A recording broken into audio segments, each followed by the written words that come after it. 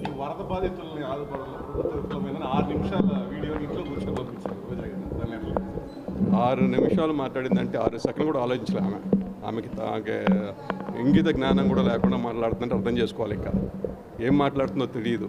ఎక్కడికో పోయి కూర్చొని దూరం కూర్చొని అవాకులు చివాకులు పెరుస్తూ ఉంది. అసలు ఏం మాట్లాడుతుందో సబ్జెక్ట్ ఉందో కూడా తెలియకుండా మాట్లాడుతూ ఉంది. ఈ రాష్ట్రానికి ఎమ్మెల్యే చేసి మంత్రి చేసి ఇలాంటి మాటలు మాట్లాడడం చాలా శోచనీయం, అసలు దురదృష్టం. దీనికన్నా దరిద్రం ఇంకోట్లే. ఇలాంటి ఆమె ఇలాంటి రాష్ట్రంలో మంత్రిగా చేసిందని చెప్పడానికి మన రాష్ట్రం ఇలా అయ్యిందని కారణం వేరే ఉదాహరణ అవసరమే లేదు. అంటే క్రీడా సంస్కృతి శాఖ మంత్రిగా రోజా పైన గతంలో ఎన్నో ఆరోపణలు ఉన్నాయి.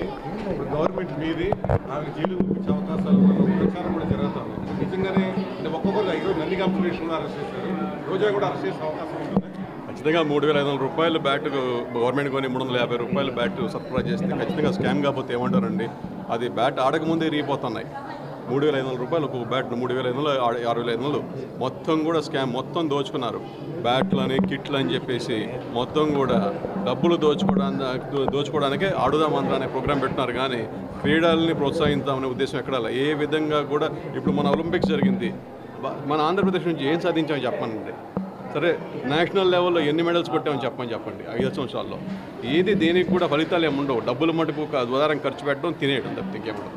అంటే రోజా అవినీతి ఆరోపణలు బయటపెడతా ప్రయత్నం చేస్తుంది. ఖచ్చితంగా చట్టపరంగా ఏ చర్య తీసుకోవాలో ఖచ్చితంగా గవర్నమెంట్ ఖచ్చితంగా తీసుకుంటుంది. తప్పు చేసినోడు ఎవడు తప్పించుకోవడానికి అవకాశమే లేదు.